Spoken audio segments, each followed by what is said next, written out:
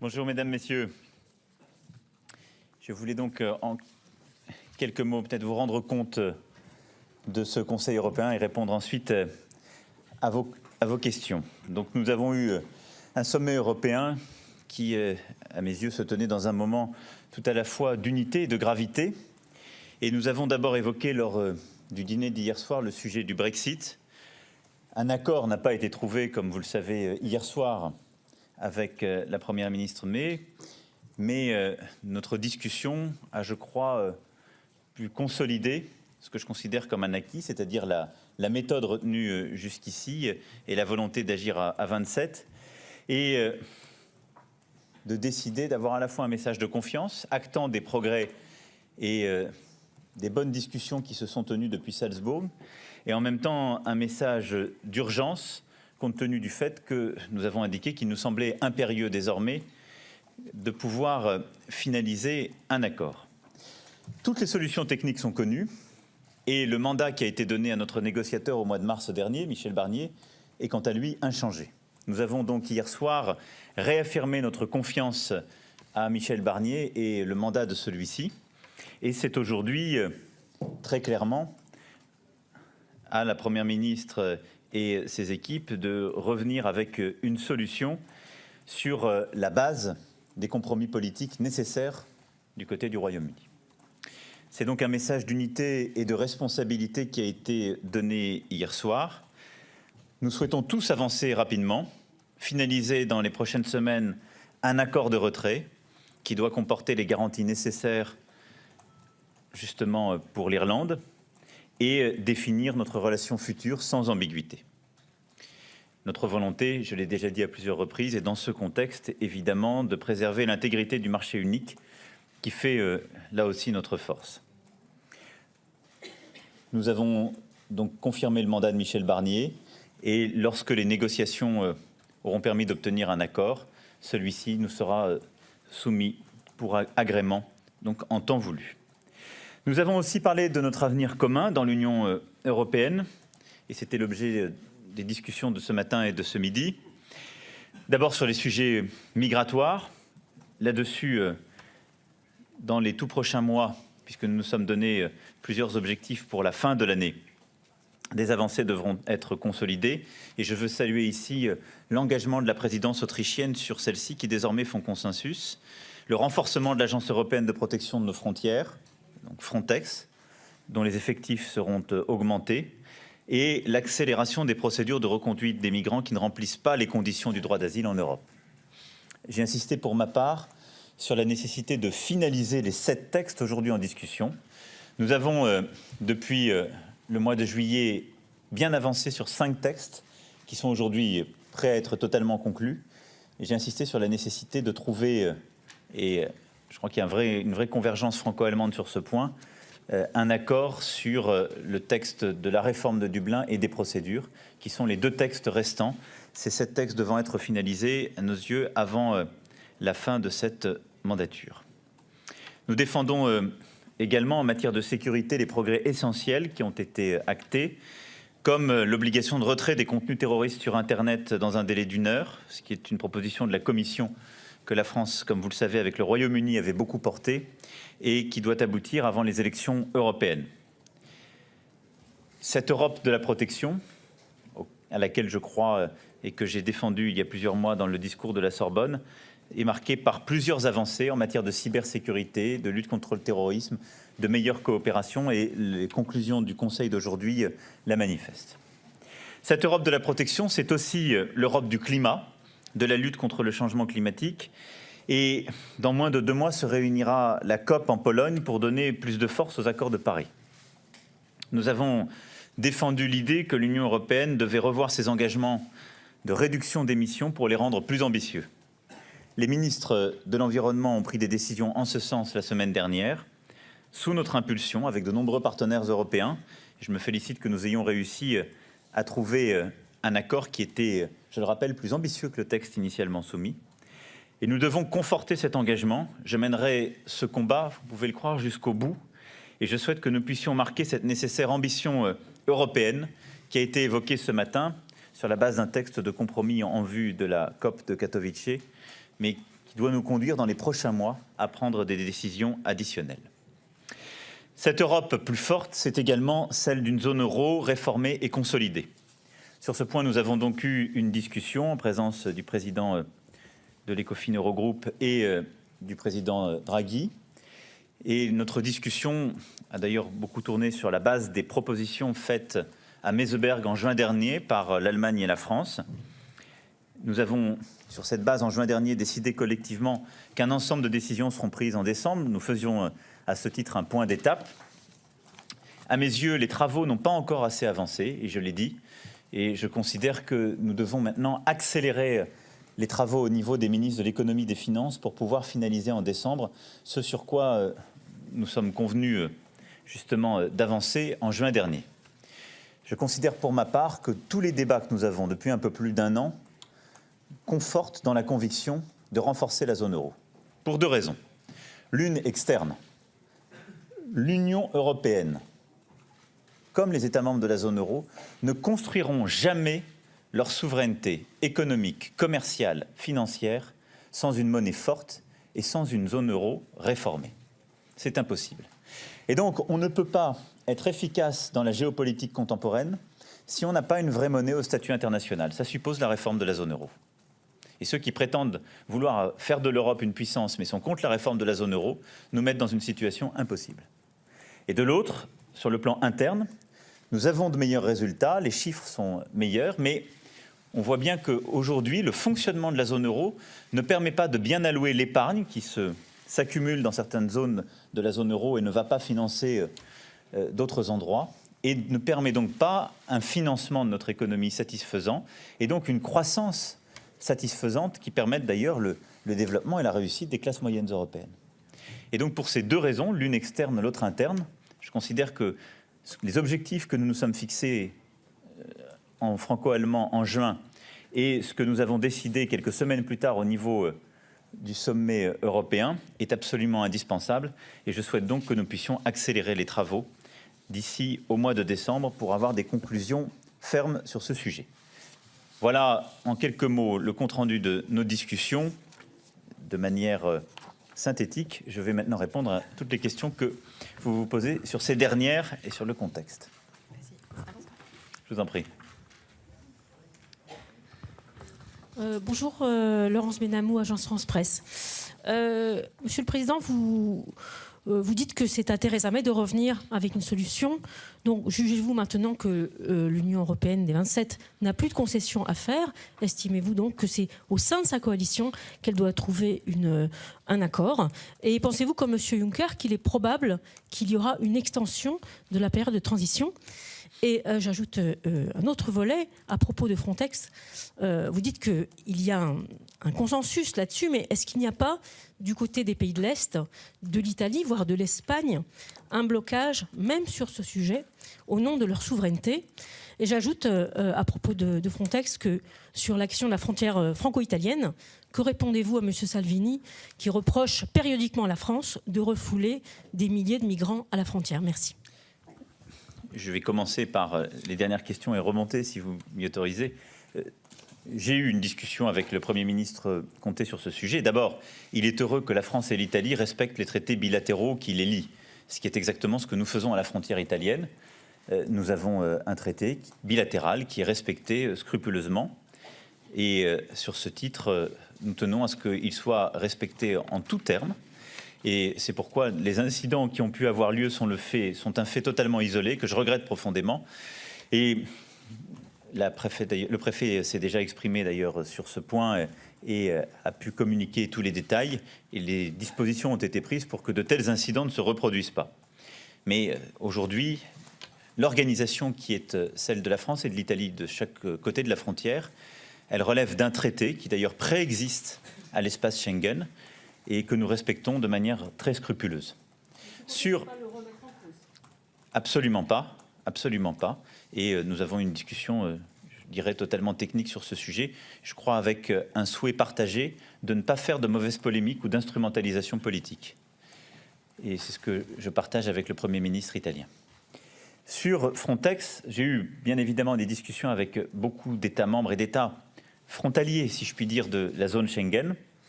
Je crois que le souci qui est totalement légitime est un souci opérationnel pour beaucoup, c'est de s'assurer que les forces appartenant à Frontex connaissent bien le contexte local et soient en situation d'agir de la manière la plus efficace.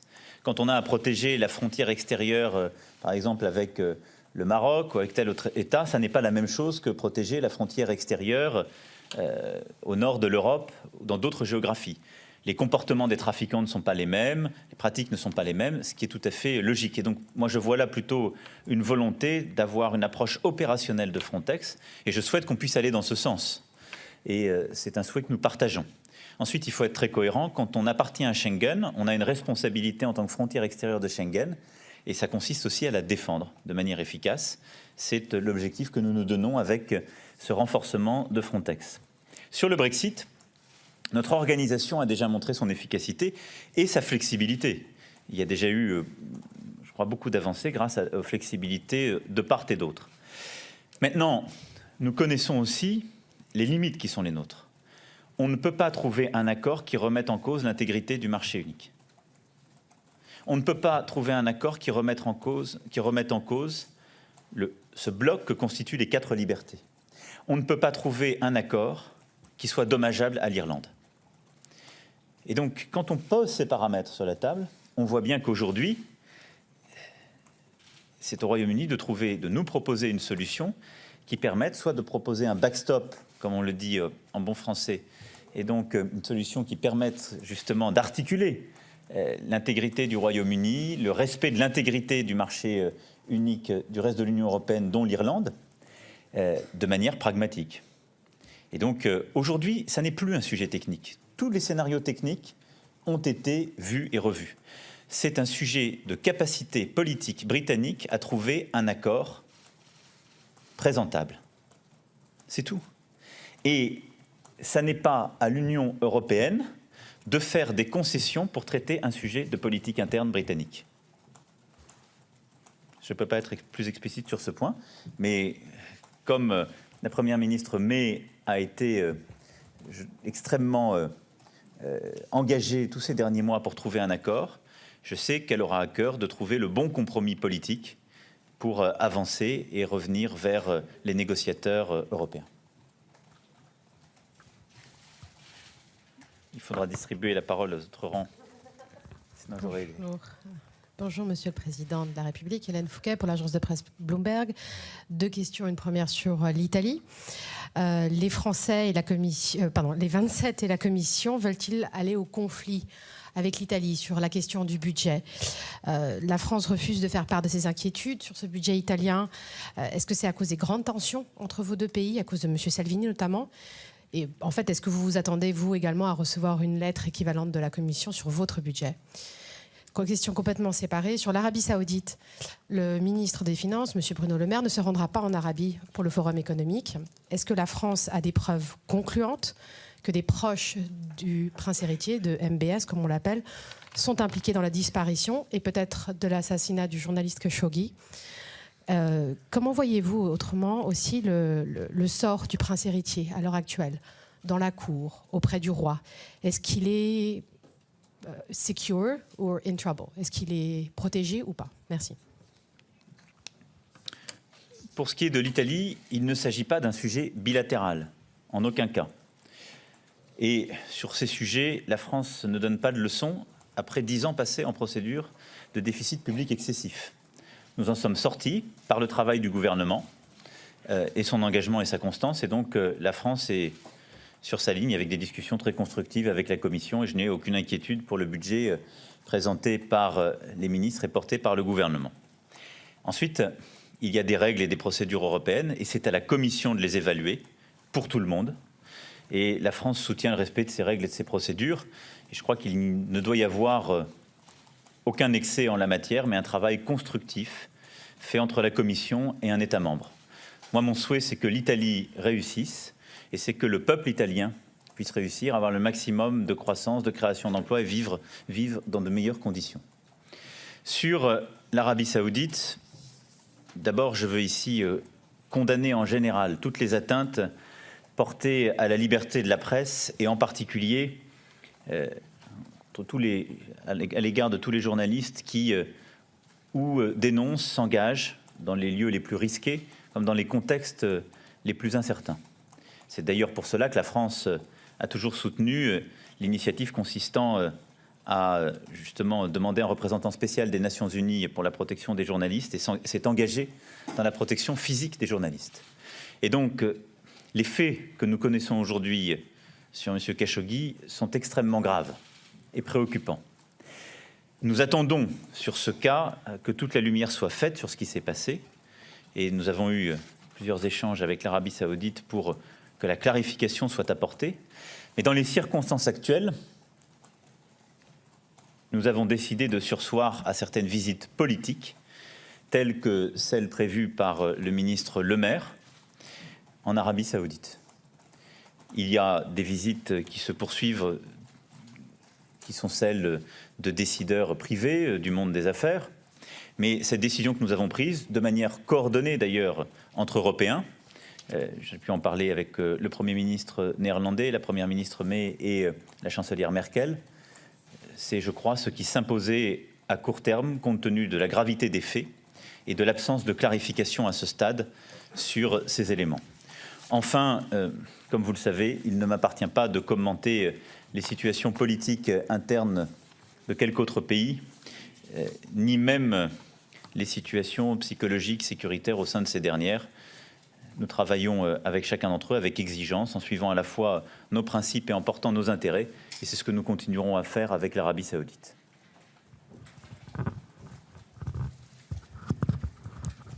Bonjour Monsieur le Président, Jérémy Trottin pour BFM TV. Une question de politique intérieure. Il y a maintenant un peu plus de 48 heures, des perquisitions ont eu lieu chez des dirigeants de la France insoumise, notamment chez Jean-Luc Mélenchon, son leader, mais aussi dans les locaux de son parti et de son mouvement. On a pu voir, grâce à des images filmées par nos confrères, des scènes assez violentes de part et d'autre.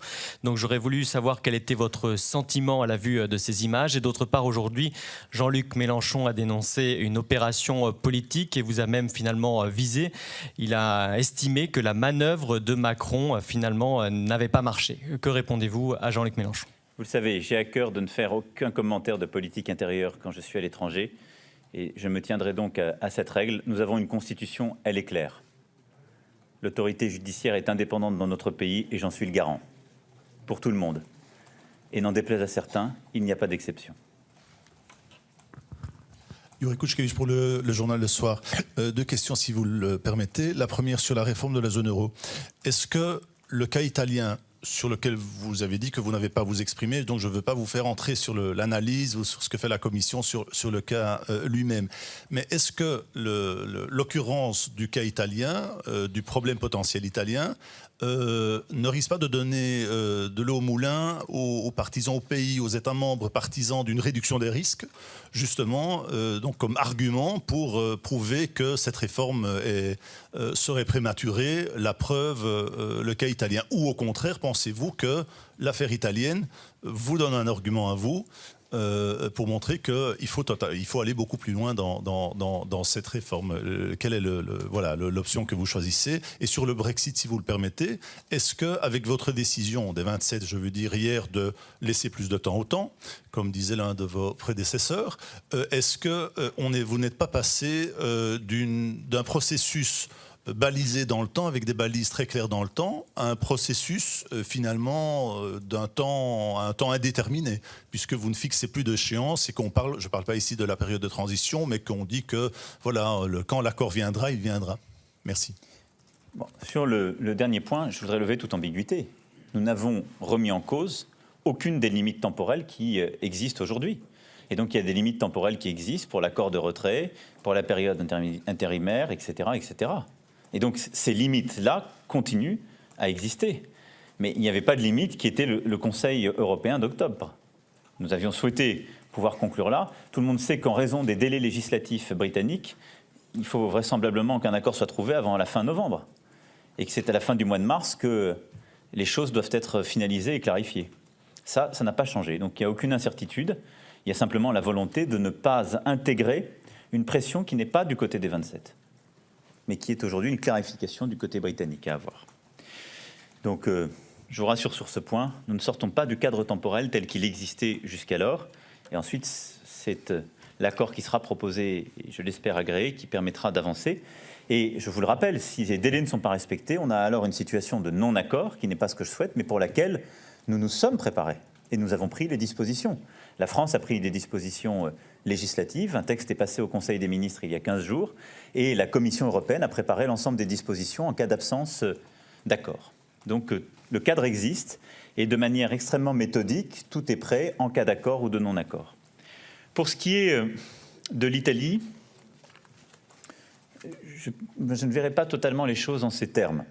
Je pense d'abord que ceux qui défendent la réduction des risques défendent une réduction des risques techniques. La situation que nous avons aujourd'hui en Italie est une situation qui a une raison d'être politique. C'est un choix politique, le budget qui est fait, et que je respecte, il est souverain. Donc je pense que ce n'est pas la même chose que la réduction des risques dont on parle, qui est une réduction des risques bancaires et techniques. Néanmoins, je voudrais attirer l'attention de tous sur les cas que nous vivons en Europe. Je l'ai évoqué encore en m'exprimant et en m'adressant à mes compatriotes français il y a quelques jours. Les extrêmes montent partout en Europe. C'est une réalité, on ne peut pas ne pas la voir. Et on ne peut pas considérer que c'est bénin, ou simplement, en quelque sorte, considérer que c'est grave le jour d'après, et l'oublier le surlendemain. Pourquoi nous sommes dans cette situation ?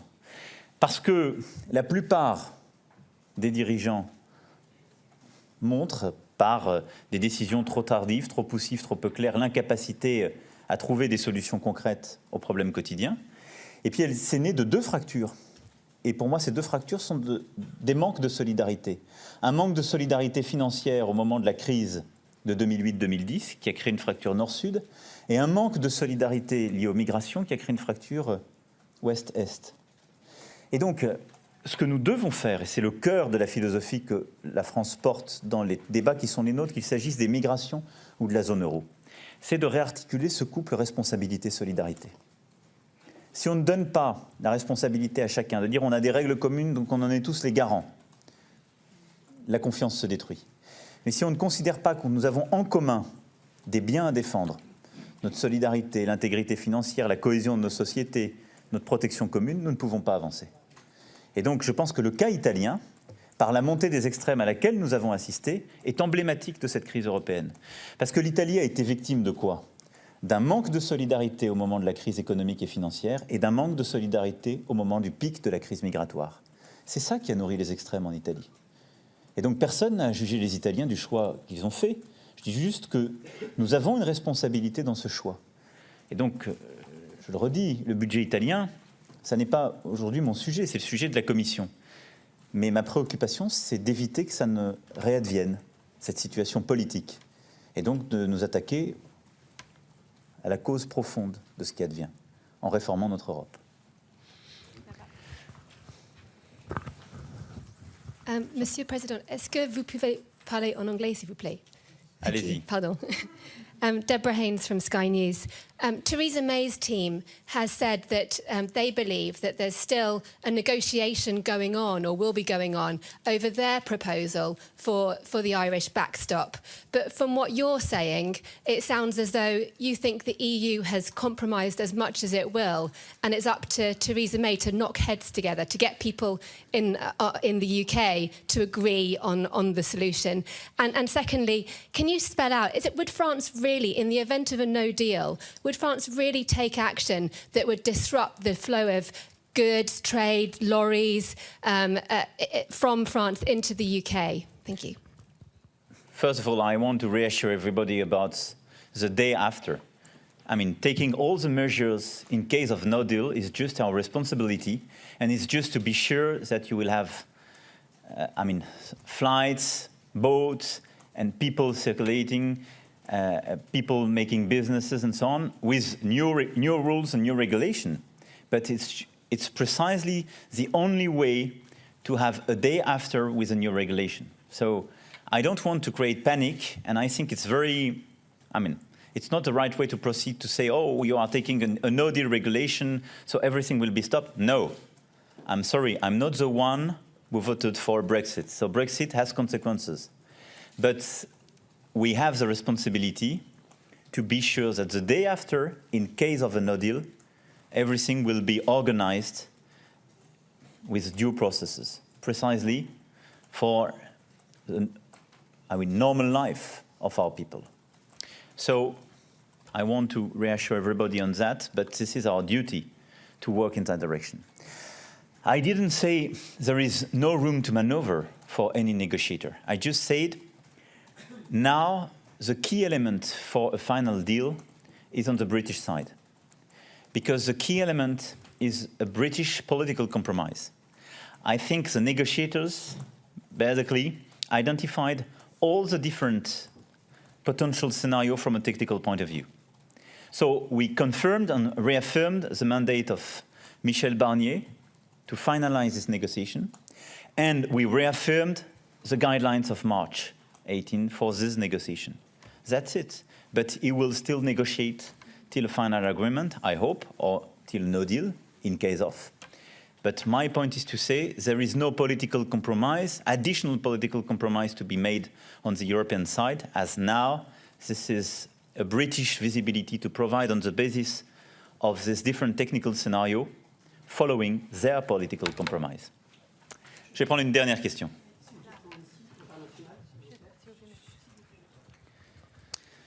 President Macron, Gavin Lee at the BBC. Two questions about Brexit.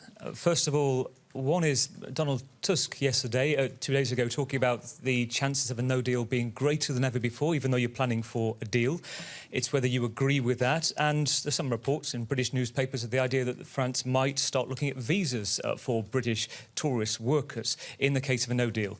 That's one issue. The other issue is Theresa May might get a bit of FOMO, fear of missing out, of the Grand Place Club with others, Merkel and Bettel and Charles Michel. If there is a deal by December, would you invite her to the Grand Place Club? I'm always happy and open to share a drink with the different leaders. So obviously, Theresa May will be very much welcome. And yesterday she left, as you know, before the dinner. This is the only explanation for her absence for this after-dinner drink. So don't worry about that. As for the visa, I want to be very clear. We will not stop visa for UK people in case of no deal. It's a fake news, as some of the leaders would say. It's definitely a fake news. And I think it's not a good way to proceed to say it will be a disaster in case of no deal. Honestly, I do prefer a deal and I do want a deal. But I will never favor a bad deal. But in case of no deal, our responsibility is to be sure that the life of our people precisely will be, not so far impacted. And that's why we will definitely deliver visa for people. Is the risk greater than before, even now, for the no deal? Each day you have without a deal makes a higher probability for a no deal, given the fact that you have a deadline. So from a mathematic point of view or a statistic point of view, yes. But I consider the dynamic is positive because there is a willingness on the British side to find a solution. But I think we were very clear yesterday about the fact that everybody wants to find a solution, but now this is Prime Minister May to propose a solution, but we will not compromise on the key elements of the mandate we proposed and we gave to Michel Barnier. This is, for me, the key element. So I'm not the one to make this negotiation, but I do think that the interest of Prime Minister May and the UK is to find a good compromise. So I hope that they will move in the coming days and weeks to find a final agreement.